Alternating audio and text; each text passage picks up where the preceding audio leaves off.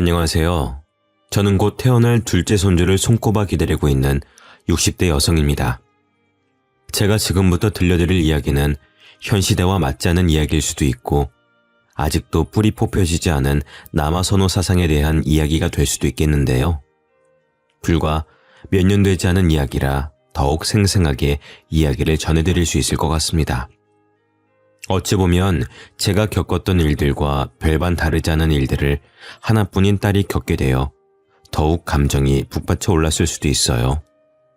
제 이야기를 한번 시작해 보겠습니다. 저는 강원도 산골에서 태어나 강원도에서 초중고 모두 졸업하고 취업이 하필 경상도에 있는 회사로 정해져 가족들과 떨어져서 지내게 되었습니다. 어린 나이에 홀로 타지에서 지내다 보니 회사에서 만난 지금의 남편과 사랑에 빠지게 되었고 경상도에서 태어나 쭉 자라온 남편과 결혼하게 되었죠. 결혼을 하자마자 지옥이 시작되었습니다. 시댁살이 구박을 떠나 아들을 낳아야 한다는 아들 지옥이었죠. 그때마다 번번이 남편은 신경 쓰지 않아도 된다고 했지만 시어머니는 그렇지 않았습니다. 남편이 장남이기 때문에 대를 이어야 한다고 시골 분들의 구박이 어마무시했죠. 강원도 시골에서 농사를 지으며 지냈던 부모님 또한 당연히 시집을 갔으면 아들을 낳아야 한다고 시댁 어르신들과 일맥상통하여 저를 괴롭게 했습니다. 남편만 유일하게 제 편이었죠. 저희는 피임을 하지 않았음에도 불구하고 아이가 생기지 않았습니다. 며느라, 이게 다 아들을 낳으려고 딸이 안 들러붙어서 아기가 안 생기는 거니까 걱정 말으라. 처음엔 오히려 아들을 낳으려고 아직 아들이 점찍어지지 않아서 그러는 거다 하시던 어머님도 1, 2년이 지나도록 아이 소식이 없자 저를 괴롭히기 시작했어요. 얘는 뭘 먹고 자랐길래 애가 안 들어서? 너 혹시 임신 못하고 그러는 거 아니야? 어? 병원 가서 검사라도 해봐야 되는 거 아니니? 그게 아니고서야 사지 멀쩡한 지지배가 애가 왜 안 들어서? 며느리 좀 냅두세, 응? 아들 하고 하도 스트레스 주니까 들어설 것도 안 들어서지. 시아버지는 그런 소리 하지도 말으라고 제 편을 들어주시긴 했지만 그것도 잠시.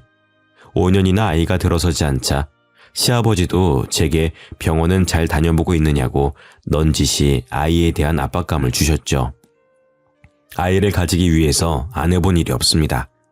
아들을 점찍어 준다고 유명한 삼신할매 무당을 찾아가서 1000만원짜리 굿도 해보고 부적을 사다가 백인잎 사이에 넣어두고 자기도 했고요. 동서남북 아이를 가질 수 있게 해준다는 비싼 음식들도 서슴치 않고 보내주셔서 다려 먹고 고아 먹고 약초들은 토할 때까지 먹어도 보았고요. 기도가 부족하다 해서 교회에 새벽 기도를 나가고 오후에는 절에 가서 절도 올리고 했죠. 그렇게 하루 종일을 시어머니의 손에 이끌려 아이를 갖게 해준다는 전국의 절은 다 돌아다닌 것 같습니다. 스님의 기도를 받아야 한다 어쩐다. 오히려 그 스트레스가 쌓여서 더욱 임신이 안 되는 것 같았죠. 시어머니도 점점 불임이 맞는 것 같다 하면서 동네 병원부터 서울에 있는 병원까지 저를 달달 볶아 데려가서 검사를 받게 했고요. 결과는 당연히 불임도 난임도 아니었죠. 그저 아이를 가지려고 스트레스를 너무 받지 마시고 때가 되면 다 찾아오게 되어 있으니 좋은 것만 생각하고 안정을 취하면서 자연 임신을 기다려봅시다.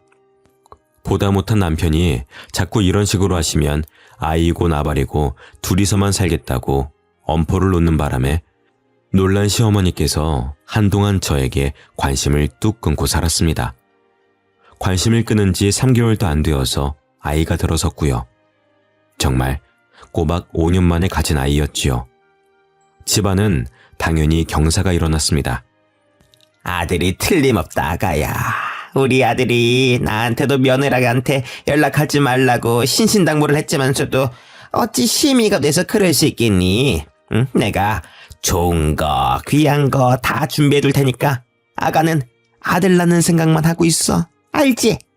우리 집안 대가 끊기면 안 되는 집안인 거 꼭 아들 낳아야 한다. 꼭.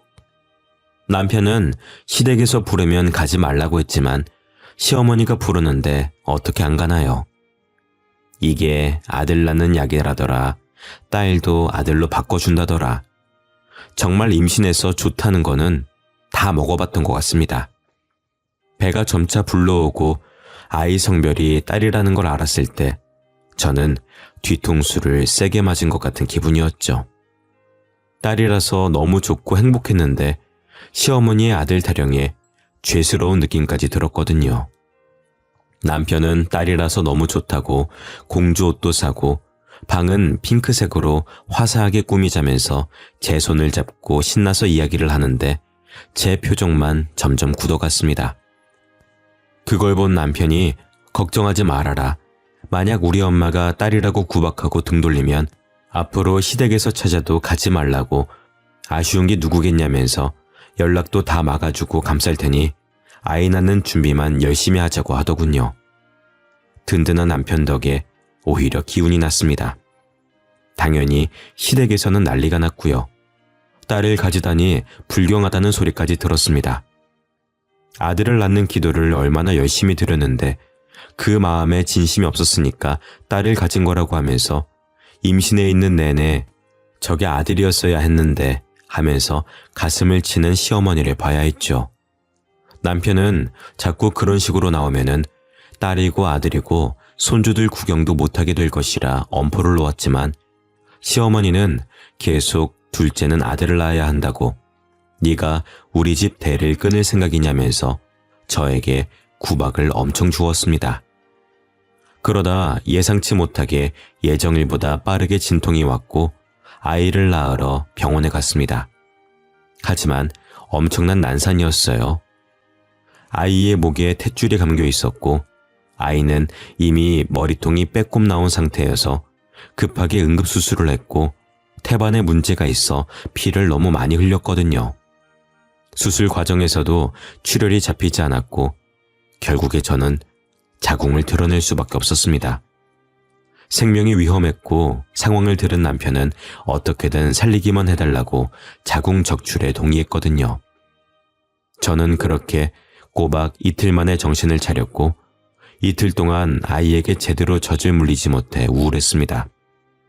하지만 그것도 잠시였죠. 딸을 낳았는데 자궁을 적출한 며느리가 예뻐 보일 리가 있겠습니까? 수술해서 입원을 길게 해야 되는 저에게 시어머니는 막말을 쏟아부었습니다. 네가 거기 그렇게 누워만 있으면은 우리 아들 밥은 누가 챙겨주니? 우리 아들이 아들 씨를 못 준 게 다 네가 제때 밥 안 챙겨주고 굶겨서 그런 거 아니야.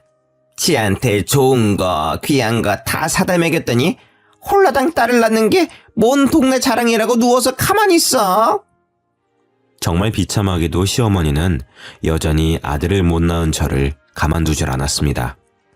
이제 노력해도 아이를 가질 수 있는 몸이 아니다 보니 괴롭힘은 거기서 멈추지 않았어요. 딸 하나 낳은 게 뭐가 그리 대수라고 미역국을 먹고 앉아있는지 원. 우리 때는 딸 낳으면 당장 밭에 나가서 고추 땄다. 어? 아들을 낳아야 2, 3일 쉬고 하는 거지. 몸조리 할 게 뭐 있나? 어차피 둘째도 못 갖는 몸인데. 아들 낳을 새 며느리 드려야 되니까 그런 줄 알아. 저에게 아들을 낳아줄 새 며느리를 찾아야 한다며 저와 딸 보고 당장 집에서 나가라고 막말을 하시더군요. 남편이 제 출산 때문에 일찍 퇴근을 해서 병원으로 찾아오고 있었는데 시어머니는 그것도 모르고 아들이 출근해서 오후 늦게 오는 줄 알고 병실에 찾아와 울고 있는 제게 계속 막말을 퍼붓고 있었습니다. 그 내 아들 새장가 가야 하니까는 출생신고도 하지 말고 살아. 알겠어? 어디 아들 하나 못 낳아서 내가 너 아주 처음부터 마음에 안 들었어. 그렇게 기도를 했는데도 아들 하나 내려주시지 않는다니 그게 다 네 품새가 저주받아서 그런 거여. 우리 아들은 밥도 제대로 못 얻어먹고 아이고 불쌍한 우리 아들. 여자 하나 잘못 들여서 대도 끊기게 생겼구만. 저 딸년이 다 아들 잡아먹고 태어난 거여. 당장 죽여도 시원찮을련. 저를 달달 볶으시던 시어머니는 남편이 퇴근하고 병실에 들어서자 드디어 하던 말을 멈췄습니다. 그런데 남편이 병실 앞에서 모든 이야기를 다 들었더라고요. 얼마나 얼굴이 붉던지 화가 많이 난 표정으로 시어머니에게 따졌습니다.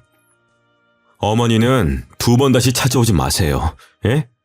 지금 힘들게 아이 낳느라 온몸이 성한 곳이 없어 누워만 있는 며느리한테 그게 할 말입니까? 딸이면 어떻고 아들이면 어떻습니까?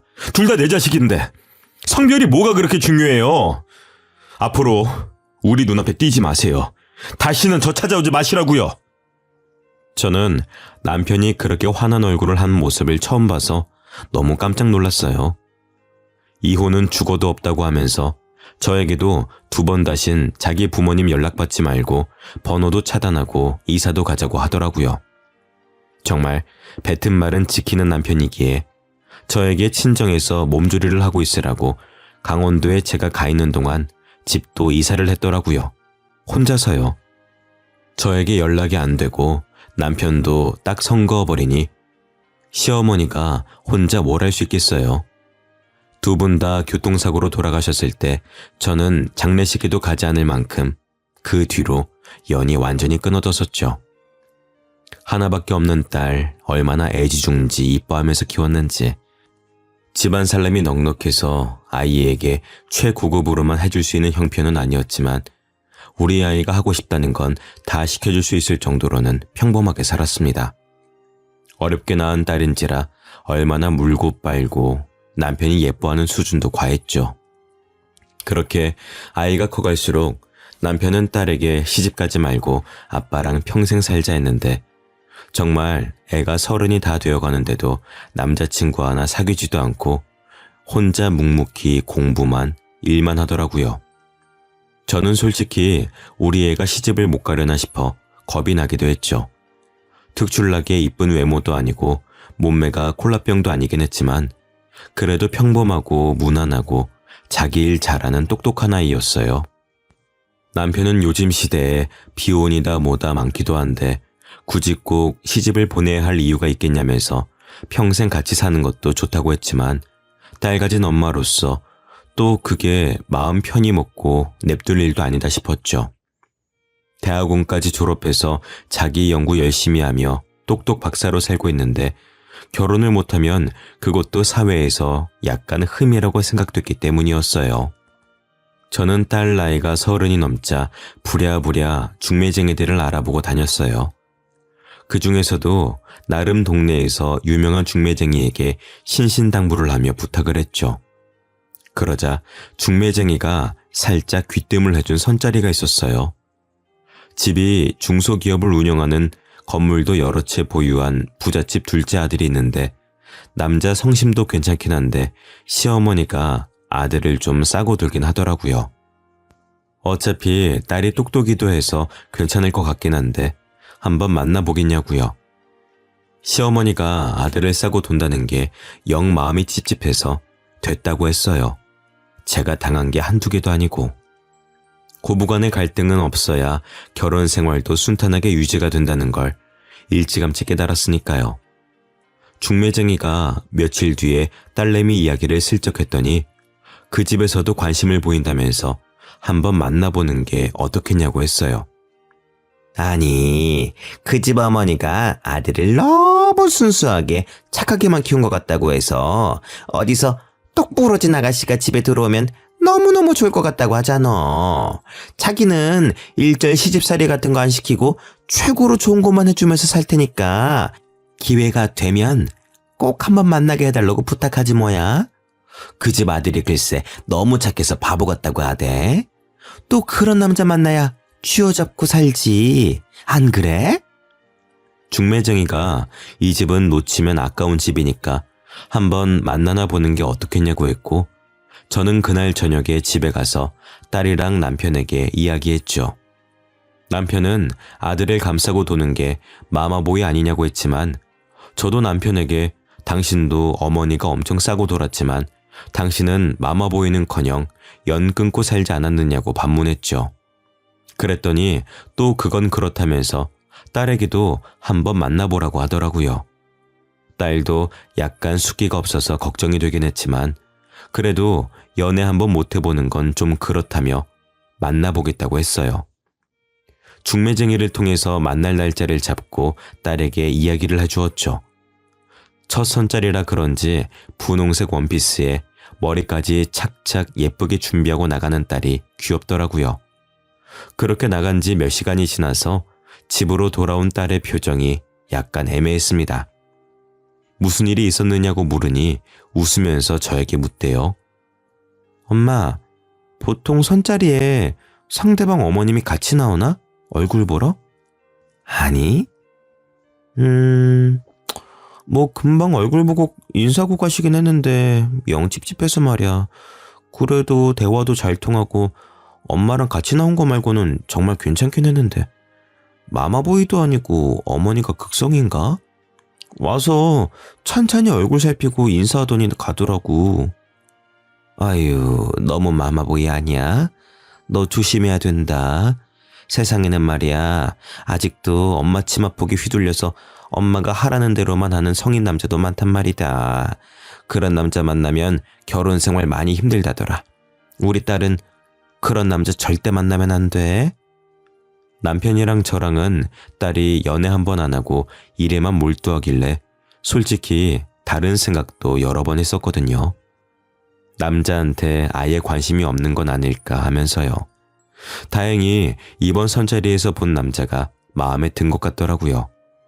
그래도 찝찝한 마음이 남아서 딸에게 그 엄마가 같이 나온 게 마음에 걸리니까 그냥 다른 선자리 알아보자 했어요. 딸도 그 부분이 좀 걸렸는지 알겠다고 하더군요. 그런데 그 이후로 중매쟁이도 그렇고 남자 쪽에서도 계속 딸에게 연락이 왔어요. 마음에 안 들었던 부분이 있었다면 고치도록 노력하겠다면서 우리 딸이 너무 마음에 들어서 그러니 몇 번만 더 만나고 그때 다시 결정해도 늦지 않는다면서요. 딸은 고민하다가 그래도 남자가 꽤 괜찮긴 했다고 만나보겠다고 했어요. 중매쟁이도 며느리 들어오면 건물도 해준다고 하고 애지중지 이뻐해주겠다고 신신당부를 했다면서 이런 집 어디 가도 없다고 부추겼죠. 딸은 두어 번 더 그 남자를 만났어요. 남자가 첫 만남에 엄마가 따라와서 많이 부담스럽지 않았느냐며 딸에게 미안하다고 연신 사과했다고 하더라고요. 본인이 집안 때문에 여자에게 당한 적도 많고 여자친구를 많이 사귀어 본 적 없어서 엄마가 많이 걱정하셔서 따라온 거라고요. 생각해보니 그 부분이 마이너스일 것 같다는 생각이 들어서 사과한다고 했다더군요. 딸은 그 진심이 보였다고 했어요. 그 이후에는 그쪽 부모님의 간섭이 전혀 없었고 남자와 대화도 잘 통하고 또 돈도 잘 쓰고 아까워하지 않는 모습이 마음에 든다고 했었고요. 딸이 그렇게 그 남자와 몇 번 데이트를 하더니 약간 곤란한 얼굴로 저와 남편에게 남자 쪽에서 우리 집에 인사를 오고 싶어 하는데 괜찮겠냐고 물어봤어요. 아니, 만난 지 몇 번이나 됐다고 벌써 집에 인사를 온다 그래? 정이야, 진짜 괜찮은 사람 맞아? 네가 남자 보는 눈이 있기를 해 연애를 많이 해보기로 했어. 아무래도 아빠 생각에는 영 별로다. 순진한 우리 정이 꼬셔다가 뭔 짓을 할지도 모르고 너무 서두르는 것도 수상하고 안 내켜. 딸은 원래 선자리가 그런 거 아니냐고 하더라고요. 선자리라는 게 어쨌든 결혼 적령기에 남녀가 결혼을 하려고 만나는 자리이기도 하니까 서두르는 것도 이해가 가긴 하더라고요. 그래서 집으로 초대를 했습니다. 부잣집 둘째 아들이라 식성이 어떨지도 모르고 조금 불편하긴 했지만 상다리가 휘어지게 음식을 차려냈죠. 남편과 둘이 열심히 차린 상이라 조금 긴장되는 마음도 들긴 했습니다. 안녕하세요. 처음 뵙겠습니다. 박상민입니다. 어서 와요. 차린 건 없지만 많이 먹어요. 아닙니다. 상다리가 부러질 것 같은데요. 저희 어머니께서도 갈비찜을 참 잘하시는데 정희 씨 어머님은 훨씬 더 잘하십니다. 아유, 어머님 들으시면 서운하겠다. 저희 어머니께서 이런 걸로 서운해 하시진 않으실 거예요. 맛있게 먹겠습니다. 서글서글하니 생긴 것도 훤칠하게 잘생겨서 마음에 들긴 했습니다. 확실히 마마보이 같은 모습도 보이지 않더군요. 그냥 어머니를 잘 챙기는 서글한 아들 같은 느낌이었어요. 남편은 당연히 딸과 잘 지내는 모습이 탐탁지 않아 보였겠지요.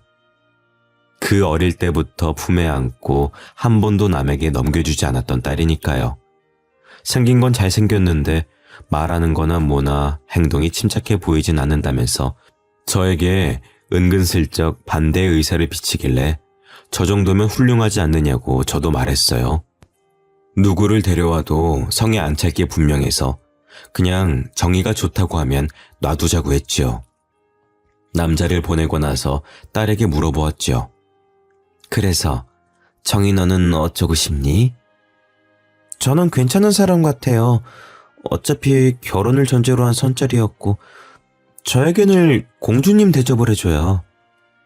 그래도 만난 지 10번도 안 된 거 아니야? 그 정도는 됐을걸요? 오늘 보니 어떠세요? 어른들에게도 예의 바르고 괜찮죠? 그래, 처음에 뭐 엄마랑 같이 나왔다고 해서 영 자기 앞가림 못하는 놈일까봐 걱정됐는데 아니더라. 남편은 고작 30밖에 안 됐는데 결혼한다는 게 어불성설 같다고 했지만 그 남자를 한 번 더 보자고 했어요. 이번에는 밖에서 대접하고 싶다는 말에 불러주는 식당으로 갔더니 의리의리한 일식당집 룸을 예약했더라고요. 부잣집 아들이라더니 정말 고급진 느낌이 나는 식당이었죠. 딸에게 슬쩍 물어보니 매번 데이트할 때마다 이런 집들만 다녔다고 하대요. 우리 딸이 좋은 거 먹고 좋은 거 보고 그러면 당연히 제 기분도 좋아지죠. 그날 저녁을 함께 하면서 박상민이라는 남자는 저와 남편에게 딸과 결혼하고 싶다는 의사를 강력하게 피력하더군요. 이미 신혼집으로 점 찍어둔 집이 있다면서 혼수는 따로 준비하실 필요 없다고, 본인이 가전이며 가구며 최고급으로 다 준비할 테니 정희는 몸만 오면 된다고요. 신혼집도 일부러 위치를 저희 집과 예비 사돈댁 가운데로 잡았다면서 한강이 보이는 한강뷰 아파트라고 하대요. 상견례도 빠르면 빠를수록 좋다고, 대신 결혼식은 우리가 원하는 대로 맞추겠다고 하더군요. 스몰 웨딩이 하고 싶으면 스몰 웨딩으로, 거대하게 하고 싶으면 5성급 호텔 결혼식장에서 하겠다고요. 대신 본인 집안이 사업을 하기 때문에 따로 축의금 없는 결혼식으로 진행하고 싶다고 했습니다. 그렇게 번갯불에 콩 구워 먹듯 만나서 상견례를 했습니다. 안녕하세요. 우리 청이 못 본 사이에 더 예뻐졌네. 응? 감사합니다. 오시느라 불편한 건 없으셨어요? 말도 좀 이렇게 이쁘게 하는지. 그렇지 여보? 훈훈한 분위기로 시작된 식사 자리는 꽤 괜찮았어요. 마마보이가 맞는지 아닌지 유심히 보던 남편이 몇 번 마음에 안 드는 기침 소리를 내긴 했지만 제가 봤을 땐 별 문제가 있어 보이진 않았어요. 생선구이에 살을 발라준다던가 이 반찬도 먹어봐라 저 반찬도 먹어봐라 하는 건 저도 정희에게 해주는 부분이니까요. 의외로 바깥사돈 될 분이 말없이 묵묵하게 식사에 집중하는 모습을 보면서 사업하시는 분이라 조금 무섭게 봤는데 별말 없으셔서 안심이 되었죠. 결혼식은 축의금 없이 반반으로 진행하고 사업하는 집이시니 격식에 맞춰 크게 하자고 정희가 이야기하더라고요. 아무래도 사업하는 곳에서 모양새 떨어지면 안 되니까요. 신혼집은 미리 보고 왔다며 좋은 집 해주셔서 감사하다고 혼수는 차근차근 넣겠다고 했어요. 여보, 결혼식은 우리 예비 며느리가 똑부러지게 잘 정리했네요. 그쵸? 그래도 결혼식 비용이 만만치 않으니 아무래도 손님이 많은 우리 쪽에서 부담하는 걸로 하시는 게 좋을 것 같습니다. 사돈 어르신. 그래도 결혼식인데 나누심이... 아닙니다. 사업하는 집안에서는 보통 이런 식으로 많이 합니다. 예비 며느리도 그런 부분이 걱정되었을 것 같은데 제 말대로 합시다. 그리고 혼수 부분은 당신이 알아서 하세. 네네, 제가 알아서 다 준비할게요. 우리 사돈 되실 분들도 아무것도 하지 마시고 제가 다 할 테니까 걱정 마시고요. 아무리 그래도 어떻게 혼수까지 전부 다 집도 해주셨는데. 어머, 걱정하지 마셔요. 신혼집이야 원래 우리 상민이 몫이었고 혼수는 당연히 제가 좋은 걸로 우리 며느리에게 선물해 줄 수 있죠. 그쵸 여보? 박가사돈이 고개를 끄덕이시더라고요. 저는 우리 딸이 이렇게 예쁨을 받는 줄 몰랐습니다. 귀한 손님 모시듯 해주는 예비사돈 댁에 감동을 했죠. 남편도 보아하니 그런 모습에 감동한 것 같았습니다. 우리 딸은 그렇게 사랑받는 품 안에서 결혼식을 올렸습니다. 혼수 정도는 우리가 해주겠다 했지만 정말로 시어머니 될 사람이 딸에게 카드를 쥐어주시면서 혹시라도 부모님이 혼수 이야기 꺼내면 이 카드로 결제하라고 그랬다고 하더군요. 좋은 집안에 시집간다며 잘됐다며 저와 남편은 진심으로 축하해줬고 중매쟁이에게도 좋은 옷 한 벌 해주었습니다. 결혼식 당일에도 화려하게 꾸며진 신부 대기실을 보니 마음이 놓이더군요. 생화로 가득 꾸며진 대기실에 딱 가운데 앉아있는 딸을 보니 너무나도 예쁘고 좋았습니다. 사위의 형네 부부는 그날 처음 봤네요. 차가운 인상에 사위와 닮지 않은 우직한 외모가 조금 겁나기도 했지만 결혼식에 별 관심이 없는지 인사만 나누고 식장에 들어가더군요. 그렇게 성대한 결혼식이 끝나고 신혼여행도 다녀오고 선물도 바리바리 싸들고 와서 친정에서 하루 자고 결혼 잘했다는 생각에 남편과 저도 마음 놓고 취미 생활도 가지고 여행도 다니면서 하루하루를 즐겁게 보냈습니다. 처음에는 매일같이 연락 오던 딸도 신혼의 재미를 느낀 건지 점차 연락이 줄더라고요. 그래도 좋은 게 좋은 거라 가만 냅뒀는데 몇 주 지나서 연락 온 딸 목소리에 영 힘이 없었습니다. 무슨 일 있냐고 물어보니 별일은 없는데 이곳저곳 인사도 하러 돌아다니고 어머님이랑 자주 나가다 보니 지친다고 하더라고요. 밥이나 한 끼 사 먹이자 싶어서 남편과 함께 딸을 만났는데 딸이 웬 한약을 먹고 있더라고요. 무슨 약이냐 물어보니까 아기가 잘 들어서는 한약이라고 시댁에서 일찍 아이를 가지는 게 탈도 없고 아이도 건강하다면서 하루빨리 임신하라고 한다고 하대요. 남편은 오히려 손주 생각에 살짝 들떠 보였지만 저는 워낙 당한 게 있었던 터라 딸에게 너무 무리하지 말라고 아이는 다 때가 되면 들어서는 거니까 싫은 건 싫다고 말하라고 했어요. 하지만 딸도 너무 나이 들어서 아이를 낳으면 체력적으로 힘든 건 맞는 것 같다면서 생각해서 지어주신 비싼 보약이라 빼먹지 않고 먹고 있다고 하더라고요. 그렇게 또 한 주가 흐르고 딸이랑 백화점이나 갈까 싶어 전화를 해보니 부산에 와 있다고 하더라고요.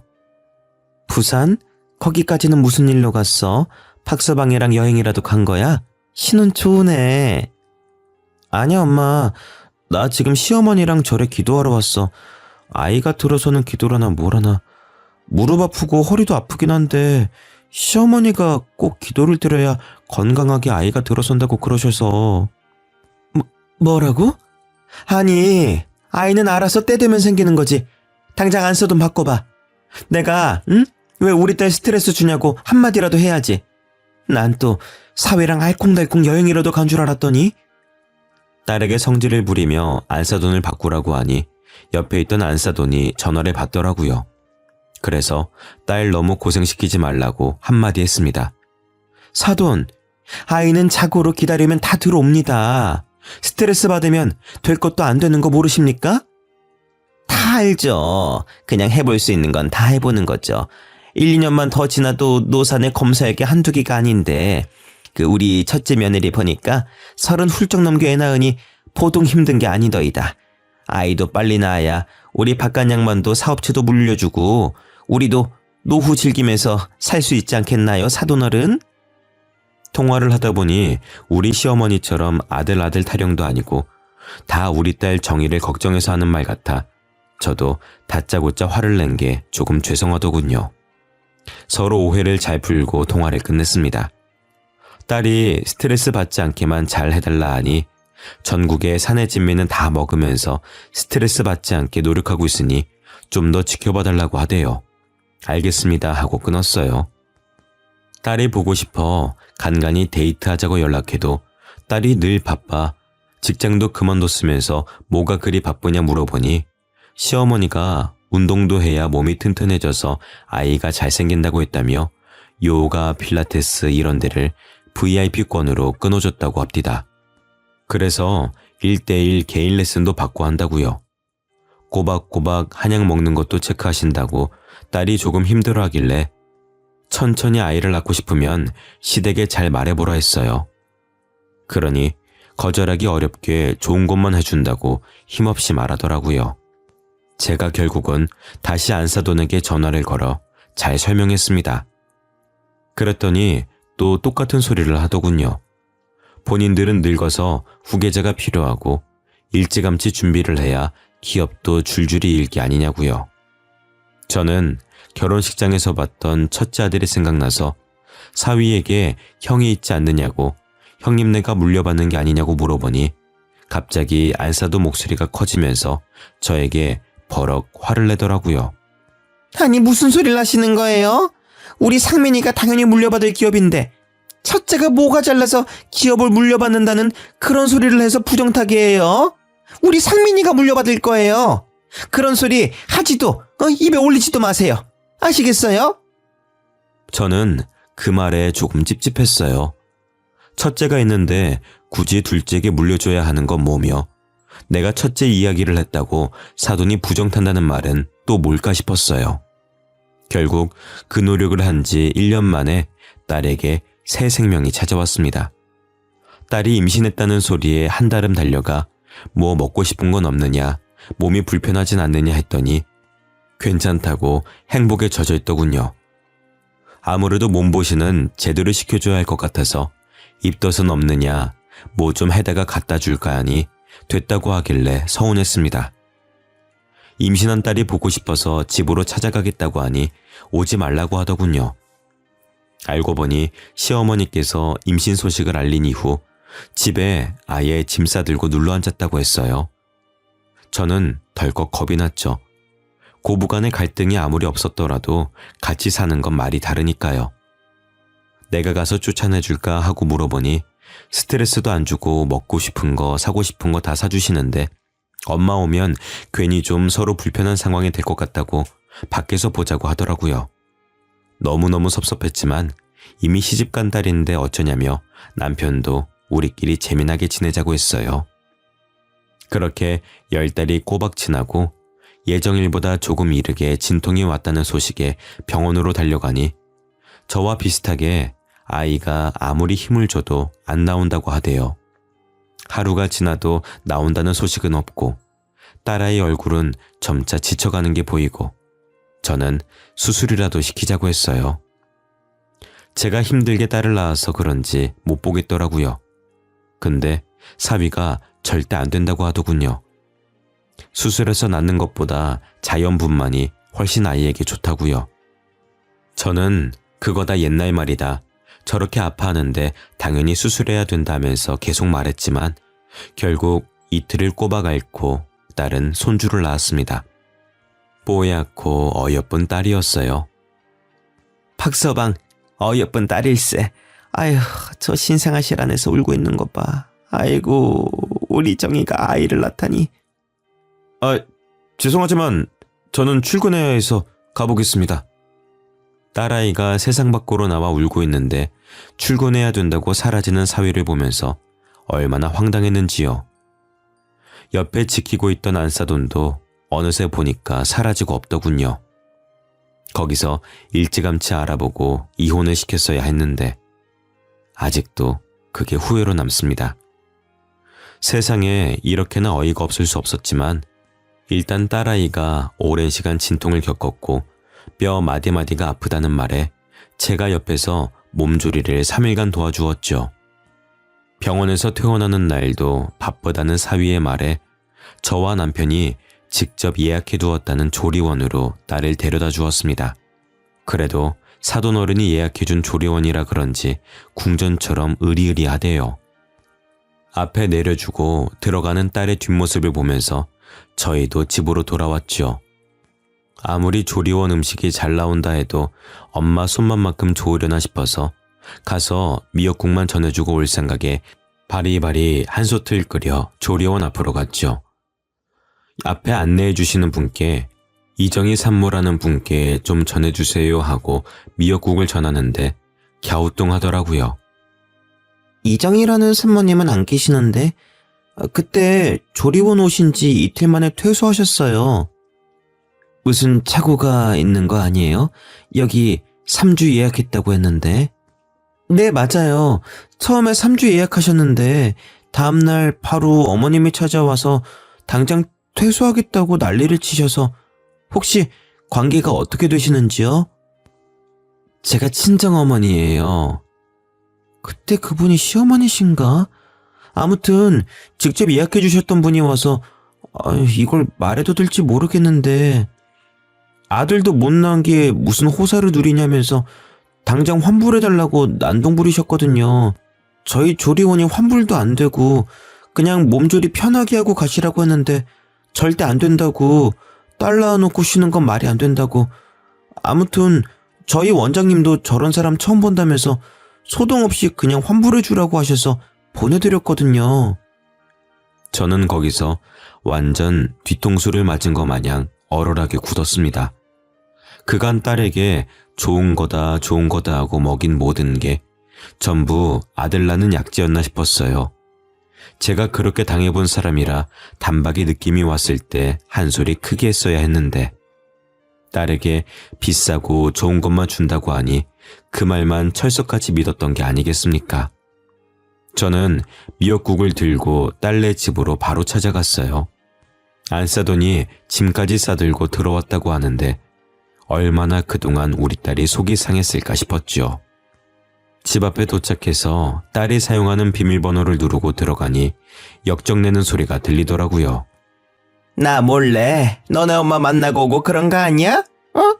내가 뭐라 그랬어?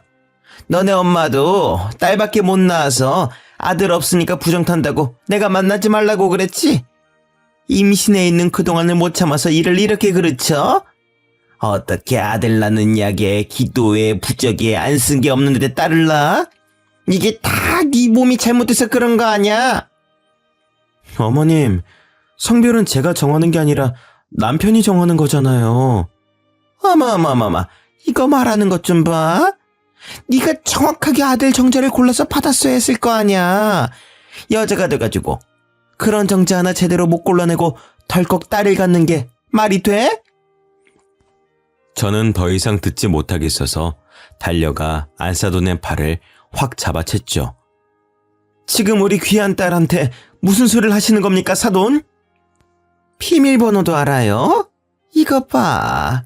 내가 그렇게 아들 낳아야 된다고 부정 타는 거 만나지도 말랬더니 내가 와서 감시를 하면 뭐해? 내가 모르는 사이에 이렇게 왔다 갔다 하면서 다 만나고 있었네.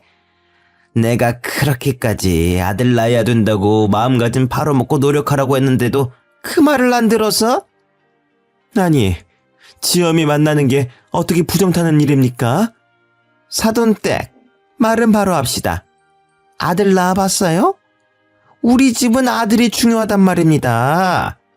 첫째네 집에도 딸만 둘이라고요. 우리 아들이 아들 낳아야 된다고, 아들. 아무튼 그런 줄 알고 둘째는 무조건 아들 낳아야 되니까 사돈댁도 그런 줄 알고 협조하세요. 알겠어요? 이만 가볼 테니. 예, 둘째 임신하면 연락하거라. 사돈댁이 그렇게 사라지고 나서 딸은 우는 아이를 그제서야 달래더라고요. 딸도 눈물 범벅이 되어 제 맘이 찌르르 울리더라고요.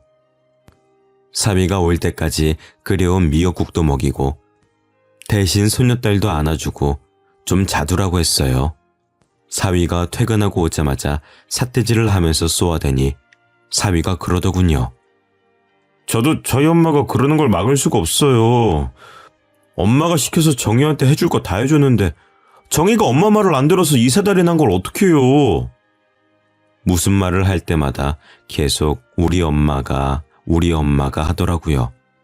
딸은 우울증 걸린 사람처럼 엉엉 울기만 하고 그때라도 짐 싸들고 우리 딸을 데리고 왔어야 했는데 알고 보니 그동안 운동을 시킨 것도 약을 지어준 것도 모두 아들, 그놈의 아들 때문에 시킨 거였더라고요. 저에게는 교묘하게 딸이든 아들이든 상관없이 손주만 낳으면 되는 것처럼 하더니 딸에게는 아들을 낳으라고 강요했던 것이었습니다. 제 시어머니가 그랬듯 딸에게도 똑같은 시어머니 귀신이 붙었나 싶어서 혹시 기도하러 간 것도 부적도 무슨 삼신할매 귀신이 어쩌고 저쩌고 했느냐 하니까 맞다고 하대요. 그 무당은 올해도 해먹나 봅니다. 오죽하면 밤에 잠자리 할 때 어떤 자세로 하면 아들을 낳을 수 있다고 하면서 잠자리 자세까지도 일일이 코치를 했다고 하니 우리 딸이 그동안 어떻게 버텼을지 속이 터져나갈 것 같았습니다. 아니 박서방, 자네는 형도 있으면서 왜 자네가 가업을 이어야 한다고 저러시나? 그게 저희 형이랑 저랑 엄마가 달라서 그래요. 아니, 그건 또 무슨 소리야? 형은 원래 엄마가 따로 있고 저희 엄마는 두 번째 부인이라서요. 형이 딸만 둘 낳았거든요. 그래서 우리 엄마가 제가 아들 있으면 아빠가 저희한테 가업 줄 거라고 저희 아빠도 꽤나 아들 하시거든요. 우리 엄마가 딸 낳았으면은 후처로 못 들어가고 쫓겨났을 거랬어요. 아무튼 그래서 엄마가 꼭 아들 낳아야 된다고. 근데 어쨌든 아들 낳으면 저나 정이나 다 좋은 거잖아요. 이게 무슨 바보 같은 소리야? 박서방, 정말 자네가 아들만 낳으면 다 될 것 같나? 형한테 물어봤는데 형이 딸 둘 낳고 셋째는 안 가진 데서 아마도 제가 아들 낳으면 우리 아빠가 진짜로 저 사업 다 줄걸요? 그러면 제가 장모님 건물 하나 드릴게요. 그니까 정이야, 우리 둘째는 꼭 아들 낳자? 저는 무슨 지능이 떨어지는 사람과 대화하는 기분이었어요.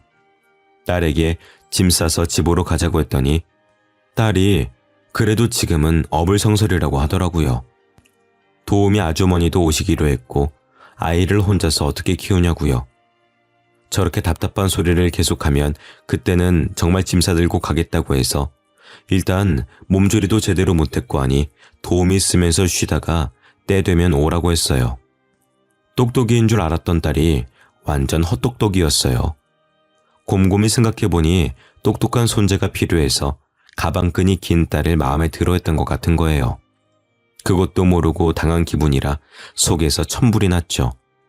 퇴근한 남편에게 이 사실을 전부 말해줬더니 아주 뒤집어지게 소리를 질렀습니다. 그걸 그냥 듣고만 있었단 말이야?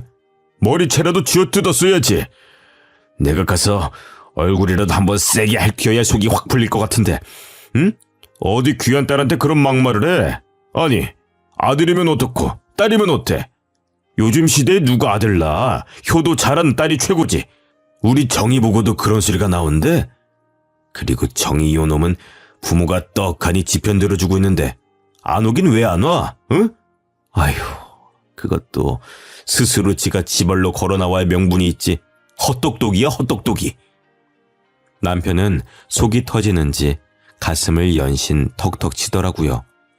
옆에서 보는 저도 천불이 터지는데 딸이 하자는 건 안 해본 게 없는 남편이 또 얼마나 마음이 아프고 답답하겠습니까?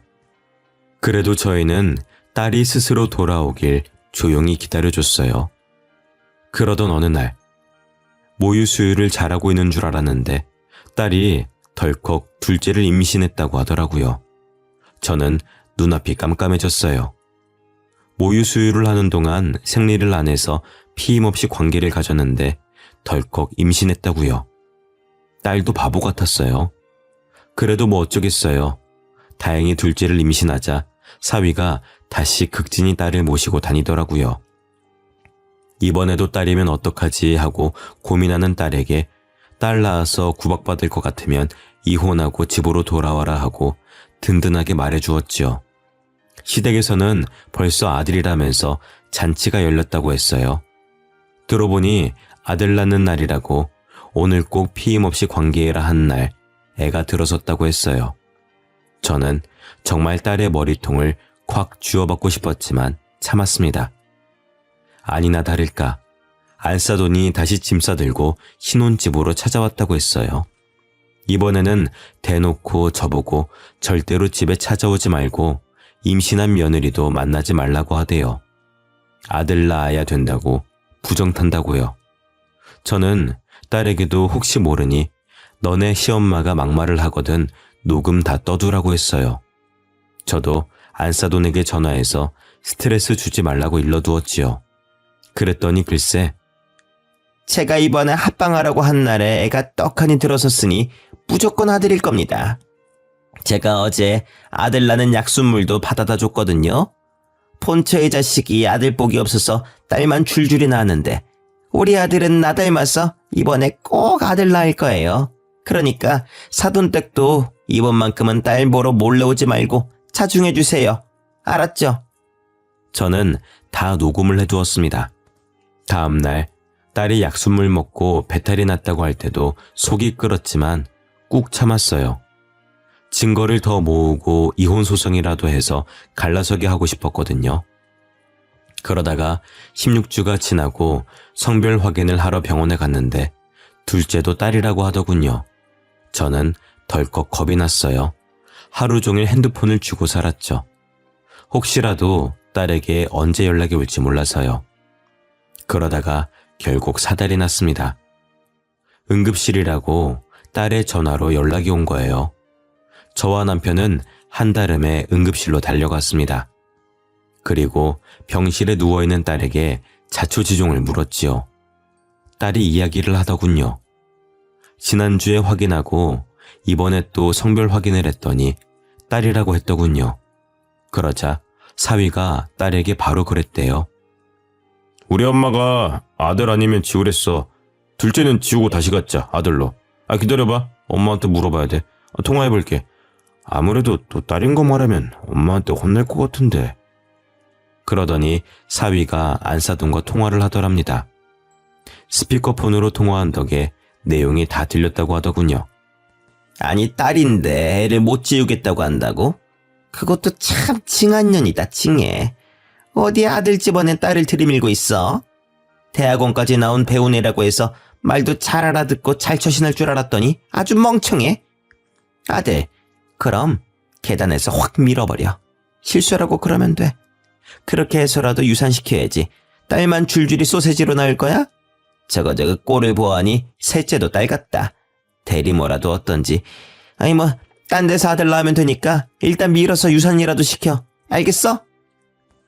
그 말을 듣고 딸이 놀래서 계단 밑으로 도망을 가려는데 뒤에서 사위놈이 딸을 급하게 밀었다고 하더군요. 그렇게 병원 계단에서 굴러떨어졌고 넘어진 걸 발견한 산부인과 간호사가 바로 응급실로 연계해서 검사를 진행했다고 합니다.